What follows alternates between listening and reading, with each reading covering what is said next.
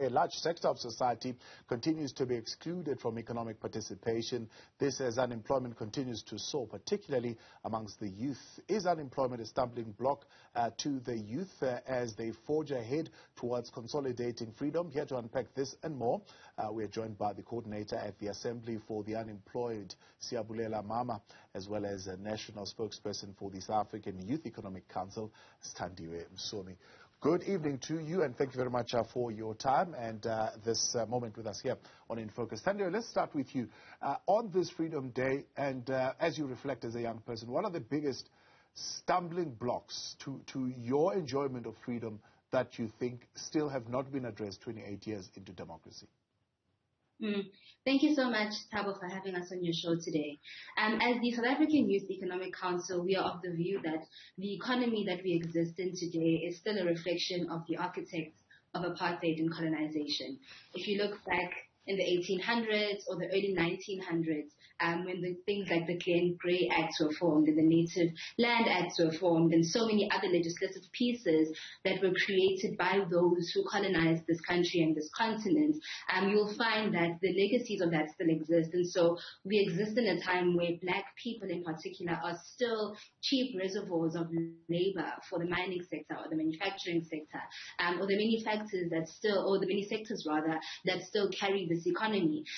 And even though we celebrate Freedom Day and we celebrate political liberation, we are still of the view that the democracy that we celebrate in itself is only there to protect those who benefit from the economic system that we have.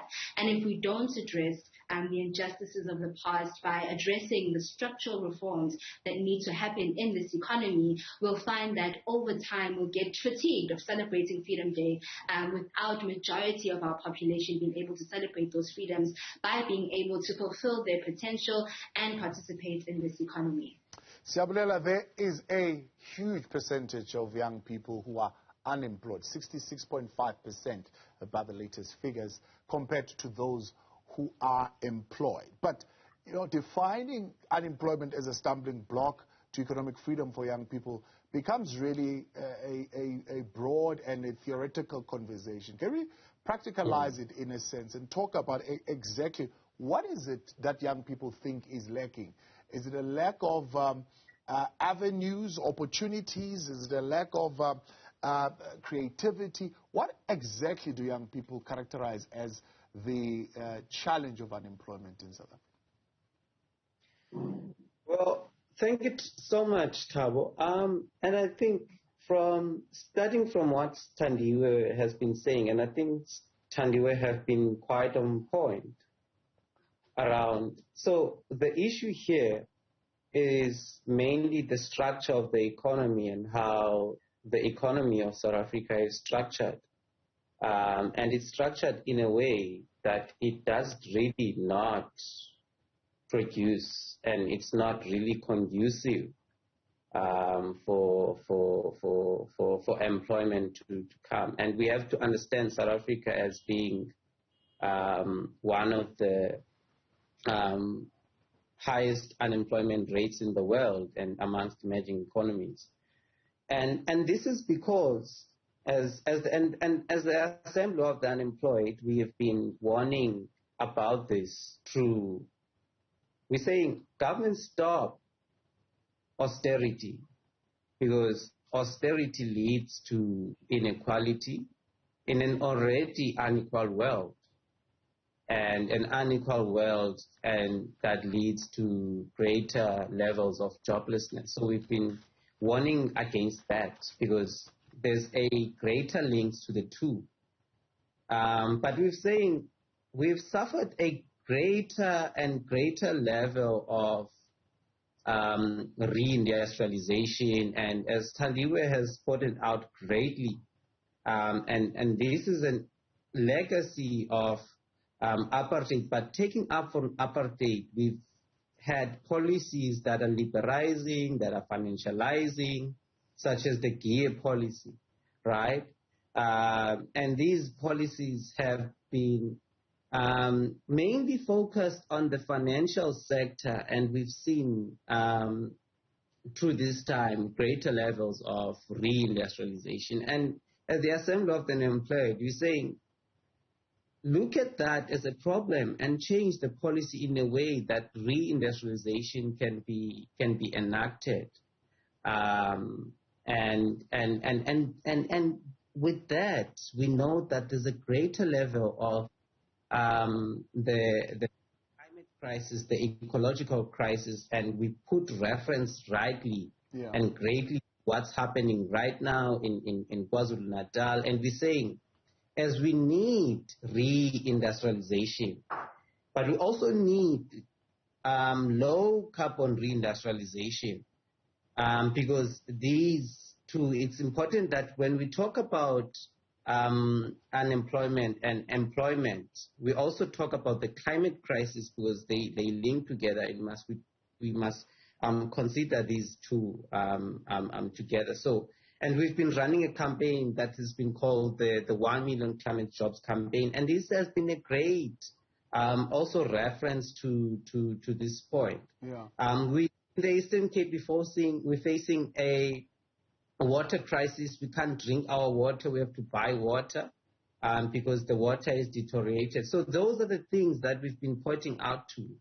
And on this Freedom Day, we're saying, as we celebrate it and we recognize that many comrades, people who have died, but there's a need to change the narrative and soldier on in struggle and consider and other forms of struggles.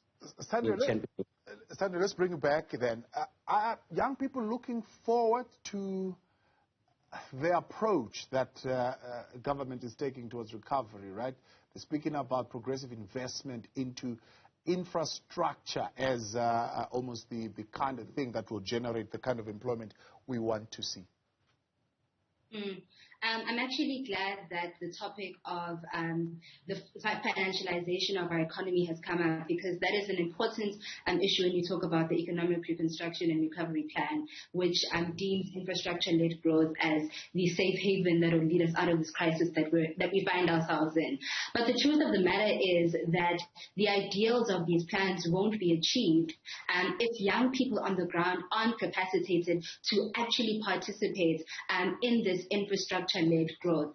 And as a council, we are hosting a Jobs in Wizo this coming weekend in Cape Town. And one of our panel discussion topics is on the financing of the economy.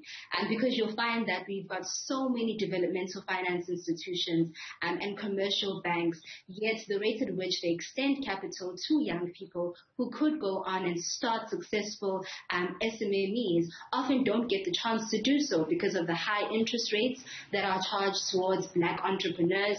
You'd find that young people in local communities aren't given the right education to be able to manage their businesses well and see them through to success. And you also find the high monopolization of key industries in this country. At the moment, the mining sector is still one of the leading sectors in this country, yet we don't find a lot of youth-owned businesses being given the opportunity to compete as well. We can't still have companies that were created during apartheid who still lead that sector and who still get the biggest profits off of the cheap labor of black masses. And so it's quite important to interrogate the role of the financial services sector, because if we don't do that, then we're going to be building infrastructure that won't be used by our people and that our people won't get to benefit from when it comes to profits being made. And we have to address the question of also what the Department of Small Businesses is doing. It's quite paradoxical for the president to announce that he'll be appointing an office in his ministry to deal with red tape in small businesses when we have the Ministry of Small Business Development. We have to ask ourselves, if the people who are in power, if ministers like Minister Sthandiwe and other ministers as well are in power, why aren't their offices making the environment conducive enough for youth-owned businesses to thrive and go on and employ other young people as well into their businesses? And so we have to look at all of these factors and ask ourselves if they're conducive to yielding the results that are envisaged in the National Development Plan and the Economic Reconstruction and Recovery Plan. Thank you for your intervention this evening so much there. Siyabulela Mama Assembly for the Unemployed Coordinator, as well as Sthandiwe Msomi with the South African Youth Economic Council, who's the national spokesperson.